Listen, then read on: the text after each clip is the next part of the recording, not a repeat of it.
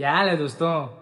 आज मैं लाया हूँ चमत्कार से रिलेटेड स्टोरी। वो भी पोस्टमैन का। पोस्टमैन चमत्कार किया नहीं भाई, भगवान पोस्टमैन के रूप में आया, चमत्कार दिखाया।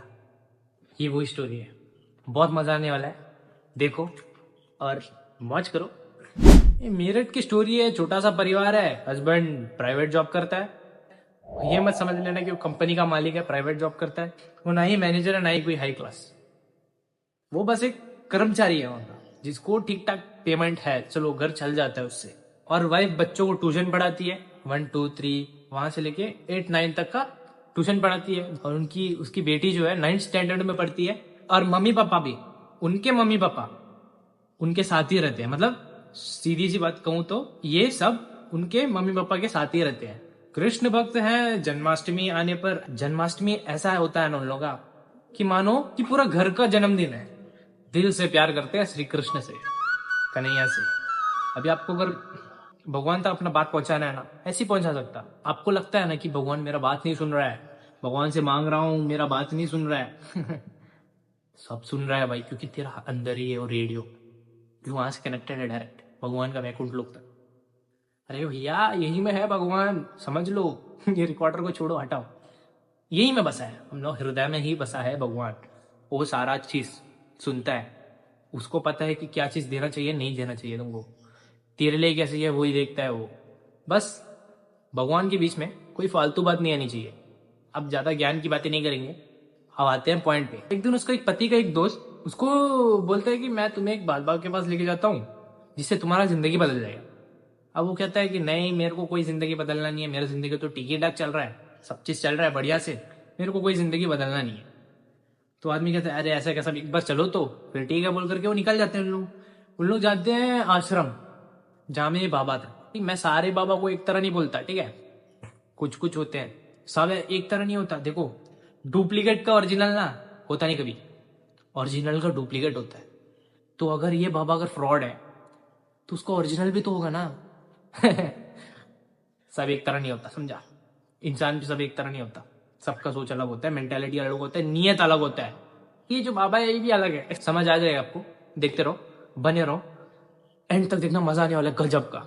ऐसा चमत्कार है ना भाई, ओ भाई ओपी। जैसे ही वो बाबा के सामने पहुंचता है ना, बाबा सत्संग कर रहे होते हैं, सारा शिष्य जितना भी बैठा हुआ होता है सब उसका सत्संग सुन रहा होता है। अब आप कहीं सत्संग में बैठे हो और कोई आपका मन का बात बोल दे, आपको भी वो बाबा प्यारा लगने लगेगा।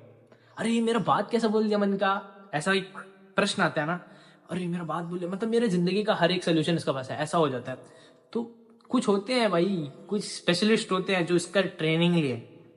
सब ऐसे नहीं होते, हाँ, कुछ ऐसे होते हैं जिसका ट्रेनिंग है कि ऐसा बात बोलेगा तो हाँ सबका रिलेटेड है। उन लोग रखते हैं 10 बात, उसमें से एक दो आपका साथ जुड़ जाता है और एक दो उसका साथ जुड़ जाता है, समझा। तभी उसको प्यारा लगने लगता है वो चीज। ये होता है ट्रिक। तो उसका बात भी प्यार, उसको लगा कि हाँ ये बाबा मेरा काम का है, ये बाबा मेरा हेल्प करेगा। तो वो क्या करता है, उसका दोस्त उसको लेके जाके बाबा के सामने बैठा देता है और बाबा को सारा चीज बताता है। बाबा देखो, देखिए मेरा जो दोस्त है ना, ये पिछले 5 सालों से काम कर रहा है और उसका सैलरी नहीं बढ़ रहा है, तनख्वाह नहीं बढ़ रही है, मतलब थोड़ा घिसा पिटा जिंदगी होता है ना, वैसा चल रहा है इसका जिंदगी। अब बाबा बोलते हैं अरे तुम्हारी बात ना भगवान तक नहीं पहुंच रही है। ऐसे कैसे यार, कोई भी संत के पास आप जाओगे ना, ऐसा कभी नहीं बोलेगा। संत यही बोलेगा भगवान सारा बात सुनता है, अगर वो नहीं पूर्ण करता है ना तो उसका इच्छा है। आगे देखो, मजा आने वाला है, समझ आ जाएगा। जो भी होता है सब अच्छे के लिए होता है। आज तक आप मेरे को एक बात बताना, ये टॉपिक से हटके मैं बताता हूं, आज तक पास्ट में जो भी चीज आपका साथ घटा है वो आपका साथ क्या बुरा हुआ है क्या? आपको अभी कैसा लग रहा है वो चीज? अच्छे लग रहा है ना, आप सोचता है ना कि ये मेरे लिए अच्छे के लिए हुआ। जितना भी एक भी बुरा बता दो, अगर आपका साथ बुरा भी हुआ है बहुत, वो भी आगे आपको समझ आ जाएगा। अब भी आपको समझ नहीं आया ना, वो आगे आपको समझ आएगा। आगे की और भी जिंदगी बचा है ना भाई, आगे जियो, उसके बाद आपको समझ आएगा। देखते रहो, देखते रहो, बस फोकस करते रहो, उसको फोकस करो उसमें।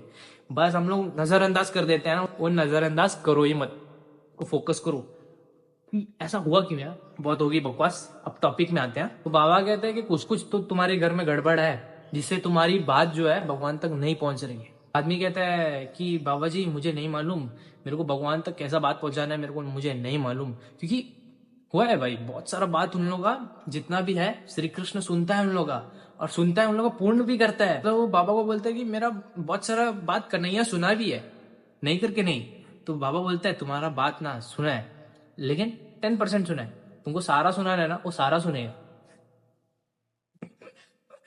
ऐसा बताता है वो बाबा उसको। फिर वो क्या करता है, अच्छा ठीक है आप बताओ क्या करना चाहिए मेरे को, ऐसा बोलता है वो आदमी। तो बाबा बोलता है मैं एक काम करता हूँ, तुम्हारे घर कल आता हूँ, मैं देखना चाहता हूँ कि तुम्हारा घर कैसा है, उसके बाद मैं बताता हूँ क्या गड़बड़ है तुम्हारे घर में। उसी दिन आता है और देखता है कि इसके घर में कन्हैया की एक तस्वीर लगी हुई है।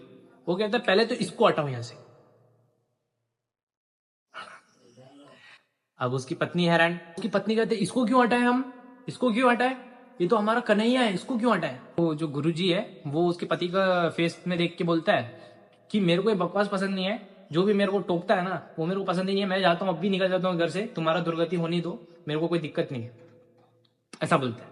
उसका जो पति होता है ना, वो क्या करता है, तुम चुप से रहो बोल के अपशब्द बोल देता है उसकी पत्नी। पहले तो कन्हैया को हटाया, दूसरा अपशब्द बोल दिया, और ये पहला दिन होता है। आगे आगे देखो होता क्या है। कन्हैया का जो फोटो होता है ना, उसको पन्नी में लपेट के पीछे पर्दे के पीछे रख देता है। फिर उसके पास आता है, हाँ गुरुजी और क्या करना चाहिए बताइए। वो गुरुजी कहते हैं पहले तो मैं आपका घर का परिक्रमा लगाना चाहता हूँ, मतलब घूम के आना चाहता हूँ, देखना चाहता हूँ कि क्या क्या गड़बड़ है। तो आदमी कहता है हाँ ठीक है गुरुजी। तो जाता है, फिर और एक तस्वीर देखता है महादेव का। वो कहते हैं इसको भी हटाओ, इसको भी नहीं रखना चाहिए। अरे मैं हूं ना, मैं बताऊंगा क्या करना चाहिए, तुम लोगों का बात जो है सीधा पहुंचता नहीं है भगवान के पास, मैं बताता हूँ, हटाओ उसको भी। तो वो भी हटा दिया। गुरु जी कहते हैं कि मैं बताऊंगा धीरे धीरे क्या करना चाहिए, तुम एक काम करो, अगला दिन कल मेरे पास आ जाना, मेरा आश्रम आ जाना। तो आदमी कहता है कि गुरुजी नहीं नहीं, मेरा कल ऑफिस में मीटिंग है, मैं नहीं आ सकता, परसों आ जाऊंगा अगर। तो गुरुजी कहता है अरे ठीक है, तुम्हारा मनोकामना पूरा नहीं होना है ना, तू ऐसे ही रहो, सड़ते रहो। अब आदमी क्या करे, ऑफिस जाता नहीं अगले दिन, वो फिर जाता है बाबा के पास उस दिन। बोलता है कि तुम्हारी वाइफ जो है बच्चों को ट्यूशन पढ़ाती है ना, वो ट्यूशन बंद कराओ। अरे कौन सा माहौल से बच्चे लोग उठ के आते हैं, गंदगी वाला अशुद्ध माहौल से गंदा करके आ रहे हैं घर में, तुमको पता है इसकी वजह से तुम्हारा बात जो है भगवान तक नहीं पहुंच रही है। अब वो कहते हैं नहीं गुरुजी ये तो पॉसिबल नहीं है, क्योंकि मेरा जो घर है उसमें आधा इनकम इन्हीं की वजह से आ रहा है, अब उसको भी रोक देगा तो हम लोगों का जीना मुश्किल हो जाए। तो गुरुजी कहते हैं मैं हूं ना, मैं बताता हूँ, जैसा बताता हूँ वैसा करो। अब वो घर आता है, अपनी वाइफ से सारा बात बताता है कि तुम लोगों का तेरा जो ट्यूशन है ये बंद करो। अब वाइफ भी चिल्लाने लगती है, कहती है कि नहीं नहीं मैं नहीं चाहती, हम लोग जो आधा इनकम है वो इसी से आता है ना, तो तुम क्यों नहीं समझ रहे। तो उसको वाइफ के ऊपर पहले तो उसका अपमान किया था ना, अब उसके ऊपर हाथ भी उठा लिया। उसके बाद उसकी वाइफ रोने लगती है ना, तब उसके मम्मी पापा आते हैं। उसके मम्मी पापा कहते हैं कि तू तू बहुत बिगड़ गया, तू कौन सा बाबा का पास जा रहा है, वो हम लोग का अच्छा सोच के बुरा कर रहा है, तो उसको समझो।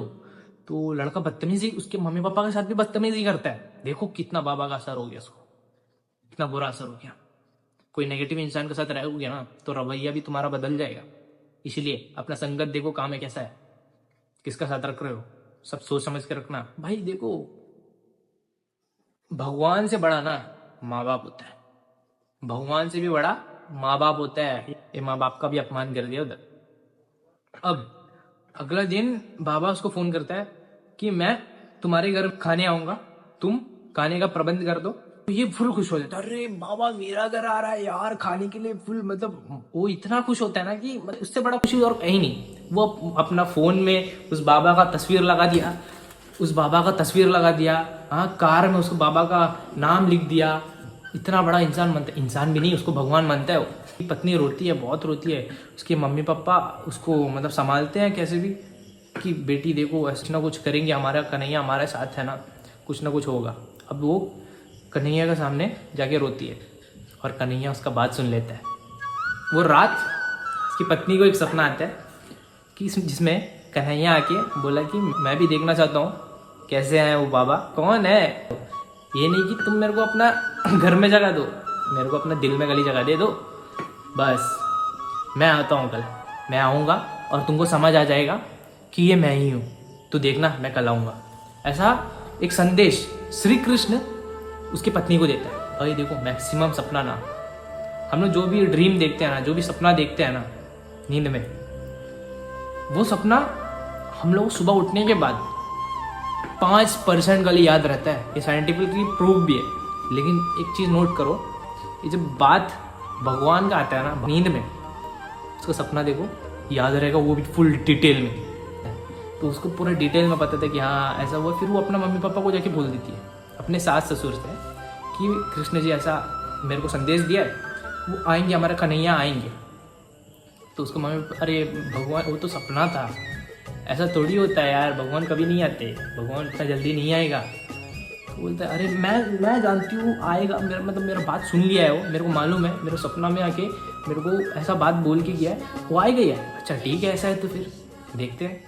तो फिर बाबा आने का जैसे टाइम होता है, उन लोगों का जो मोहल्ला होता है ना, जो मतलब गली से वो आता है ना, वो आदमी फुल खुश हो रहा था। वो जो प्राइवेट जॉब करता था ना, वो लड़का जो अपना नौकरी गवा के बैठा है, जो अपना मीटिंग छोड़ दिया था, वो मीटिंग जैसे ही उसका मीटिंग जिस दिन उस छुट्टी करा ना मीटिंग से, उसी दिन उसको नौकरी से बाहर निकाल दिया।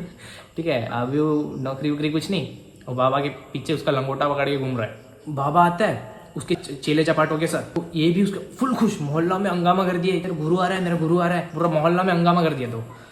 तो आता है तो सब देखते हैं, पूरा मोहल्ला आके बाहर देखता है कि ये बाबा कुछ ना कुछ चमत्कार करेगा अभी। सब उसको चमत्कार देखने के लिए रुके हैं। अब बाबा देखते हैं अरे यहाँ में तो फुल भीड़ है, मेरा फैंस को मेरा कुछ जादू दिखा देता है। वो क्या करता है, आंख बंद करता है, उसको चेले चपाटी देखते हैं, खड़ा हो जाता है एक जगह रुक के, आंख बंद कर देता है। चेले चपाटी देखते हैं, अरे सब शांत सब शांत सब शांत, बाबा भी कुछ चमत्कार करने जा रहे हैं, कुछ वो ध्यान में गए हैं, अभी देखो कुछ ना कुछ होगा। तो बाबा कुछ कुछ करते हैं, कुछ कुछ बड़बड़ाता है। ठीक है, उसके बाद फिर ऐसे से करते हैं। फिर बगल में एक डाकिया खड़ा होता है, पोस्टमैन। वो कहता है क्या है? तो कहता है अरे चुप, देख रहे हैं ना बाबा ध्यान में गए, चुप। तो कहता है क्या ध्यान में गया, ये कोई ध्यान में जाना होता है क्या? तो बाबा बोलते हैं चुप, फिर बट ऐसा करते हैं। तो आंख खुलता है, फिर सब पूछता है, पूरा मोहल्ला पूछता है क्या हो गया? तो बाबा क्या दिखा? तो बाबा बोलता है ये जो अमरनाथ का गुफा होता है ना शिव जी का, वो शिव जी अंदर ध्यान में बैठे, उसके अंदर एक कुत्ता आ गया था, उसको भगाया मैंने। फिर सब मोहल्ला हंगामा कर दिया कि अरे बाबा इतना बड़ा संत, इतना बड़ा ज्ञानी, इतना बड़ा दिव्य दृष्टि रखने वाला बाबा है, ये तो चमत्कारी बाबा है ये तो। फुल हंगामा। डाकिया क्या करता है, अच्छा ये बात, वो क्या करते हैं, फिर डाकिया भी बोलते हैं हाँ मैं बहुत बड़ा फैन हो गया यार बाबा का, मैं बहुत बड़ा फैन हो गया। वो क्या करते हैं, घर आता है, घर में मतलब उन लोगों को बैठाता है लाइन से, बाबा को बैठाता है, बाबाओं को उसका चेले चपाटे सब लाइन में बैठ जाते हैं। उसकी जो पत्नी होती है ना, वो फुल टेंशन में, कन्हैया आएंगे बोल करके अभी तक आया नहीं। तभी डाकिया उसको देख के हंसता है, तभी वो समझ जाती है कि यही कन्हैया है, तभी वो समझ जाती है। फिर वो उसी टाइम बोलता है, अभी 100% कंफर्म नहीं हुआ कि ये कन्हैया है। फिर वो उसी टाइम जैसे ही हंसता है ना, उसी टाइम बोल देता है कि अब देखते रहो क्या होने वाला है यहाँ में। तब वो उसकी पत्नी समझ जाती है हाँ ये पक्का 100% ये मेरा कन्हैया ही है। वो जो पोस्टमैन होता है ना, सबके सामने ये ऐलान कर देता है कि देखो मैं ये बाबा का बहुत बड़ा भक्त हूँ, और मैं बस यही चाहता हूँ मेरे को एक बार खाना परोसने दो। एक सौभाग्य का बात होगा। तो आदमी के सामने जाके बोलता है, तो आदमी क्या करते हैं, अरे ये रही रसोई जो परोसो। तो वो क्या करता है, सबको खाना परोसता है, मतलब भरी थाली देता है, टेबल होता है, सबको एक एक करके सबको लेके आके देता है, समझा। पहले फुल पैक करके सबको एक एक लेके जाके पकड़ाते हैं। तो एक थाली में फुल एकदम पहाड़ की तरह खाना रहेगा, उसके ऊपर साइड में सब्जी, और बीच में एक रसगुल्ला होता है। तो वो सबको देता है। देते देते देते जो गुरुजी होता है ना, उसको भी देता है। गुरुजी देख के परेशान, वो देखता है पहले अपने थाली में, फिर दूसरे की थाली में देखता है। वो कहता है कि देखो ये सही नहीं है, सबको सही बराबर देना चाहिए, ये चीज़ गलत है, संत का अपमान है। तो कहता है ऐसा कैसा अपमान हो गया, मैंने तो ठीक ही दिया है, क्या हुआ आप देखो ना क्या क्या गड़बड़ है इसमें। तो कहते हैं आप देखो ये गड़बड़ है, ये सही नहीं है, आप देखो अच्छे से क्या गड़बड़ है इसमें, अच्छे से देखो देखो करके दिखाता है। तो देखता है अरे सब तो है इसमें, क्या चीज़ नहीं है इसमें, पूछता है। वो जो पोस्टमैन होता है वो पूछता है, वो उसको बोलता है कि देखो सब तो है इसमें। तो कहता है अरे इसमें आप रसगुल्ला रखने भूल गए, ऐसे थोड़ी होता है यार। संत को बड़ा गुस्सा आ गया, अरे मेरा थाली में रसगुल्ला नहीं है, लेकिन संत मतलब गुस्से को बया कैसे करे, वो मतलब कैसे कैसे करके कंट्रोल करके ऐसा बताता है। तो ये क्या करता है, क्या रसगुल्ला नहीं है, देखो तो अच्छे से, अरे है, देखो मेरे को क्रोध मत दिलाओ, मैं श्राप दे दूंगा, नहीं है ना इसमें रसगुल्ला। तो डाकिया कहता है श्राप बाद में देना, तुम्हें रसगुल्ला दिखा देते हैं, 1 मिनट लाओ सर। सब देख रहे होते हैं ये सीन, सब ये देख यही सोच रहे होते हैं ये साला डाकिया इसका अपमान क्यों कर रहे हैं। तो चावल हटाता है थोड़ा ऊपर से डाकिया जो है, तभी उसमें से रसगुल्ला निकल के बाहर आता है। तो आदमी कहता है कि ये भाई साहब ये रहा रसगुल्ला। तो पंडित जी कहते हैं कि ये थोड़ी तरीका होता है, आप रसगुल्ला चावल के नीचे छुपा दो। मैं ध्यान नहीं दिया था।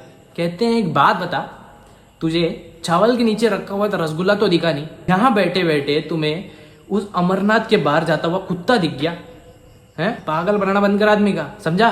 तुम जैसे झूठे और मक्कारों की वजह से अच्छे और ज्ञानी है ना, वो भी संदेह में आ जाते हैं। तुम लोगों को जिस चीज का पता नहीं, जिस चीज का ज्ञान नहीं है, तुम क्यों आदमी लोगों को पागल बना रहे हो। बेचारे की नौकरी छुड़ा दी, अब आपका सम्मान करना बंद कर दिया, बिटिया पर ध्यान नहीं दे रहा है, भगवान को घर से बाहर निकाल दिया, पत्नी पर जिसने हाथ उठा दिया तुम्हारी वजह से, तुम क्या समाज का कल्याण करने आए हो। अरे शर्म आनी चाहिए तुम जैसे बहरूपियों को। अब यहाँ पंडित जी इधर उधर देखते हैं, अरे कोई नहीं यार, कुछ नहीं, कुछ भी कहते हो तुम लोग बोल के खाने लगते हैं। तभी जैसे ही खाना शुरू करते हैं तभी सिमरन के पतिदेव उनका हाथ रोक देते हैं, भाई साहब अब नहीं, इसे नीचे रखो। वो कहता है कि क्या बात होगी बेटा, ऐसा थोड़ी होता है, अतिथि का अपमान कर रहे हो आप। अतिथि सब गए भाड़ में, आप पहले यहाँ से सम्मान के साथ बाहर जाएं और दोबारा ना तो मुझे कभी फोन करें, ना ही मेरे से मिलने का कोशिश करें, और ना मुझे कभी प्रेरित करें, और ना मैं किसी को उकसाऊंगा कि प्रेरित करूंगा जैसे तुम जैसे ढूंगियों के पास जाए और दर्शन करें। बाहर निकल जाओ हमारे घर से, क्योंकि तुम जैसे बहरूपियों की वजह से मैंने बहुत कष्ट भोग लिया, और बहुत ज्यादा परेशानी इस वजह से भी है कि मैंने अपने कन्हैया को अपने घर से और दिल से बाहर निकाला तेरी वजह से। तुम जैसे बदतमीज मक्कार ढोंगी बाबा के कारण इस समाज में गंदगी बढ़ती जा रही है। आज के बाद तुम अगर मुझे दिख गए तो मैं भूल जाऊंगी कि मैंने कभी तुम्हारी पूजा अर्चना की थी। सच में मैं अपना वो रूप दिखाऊंगा जो कि तुम देखना नहीं चाहोगे। अब उसके माँ बाप बड़े खुश होते हैं, शायद हमारी बेटी को जो इतनी बड़ी मुद्दे पर इसने कंट्रोल कर लिया था वो भी ठीक हो गया। वो आदमी क्या करता है फिर, बीबी को गले लगाता है, बच्चे को गोदी में उठा करके खेलने लगता है और माँ बाप के पैर पड़ता है और कहता है कि सबसे पहले तो तुम वो कन्हैया का मूर्ति लेके आओ जिसको मैंने इस बहरूपिये की वजह से हटा दी थी। श्री कृष्ण के सामने हाथ जोड़ करके कहता है कि मेरे को माफ़ कर दो, मैंने बहुत बड़ा गलती कर दिया था, मैं जो भ्रम था मतलब सब बोल के उसके सामने माफ़ी मांगता है। तभी डाकिया जाते जाते कहता है ठीक है फिर अपना ध्यान रखना, मैं चलता हूँ, मेरी कृपा तो बनी रहेगी। बस ये कहानी की तिथि थी। कैसा लगा कमेंट सेक्शन में ज़रूर बताना। ऐसे ही मतलब चमत्कारी, ऐसे मतलब हॉरर मिस्टीरियस अगर वीडियो पसंद है आपको तो मैं और भी लाऊंगा। बहुत है भाई, बहुत भरा पड़ा है, मैं लाऊंगा यार, देखते रहना, बहुत मज़ा आने वाला है। बने रहो चैनल।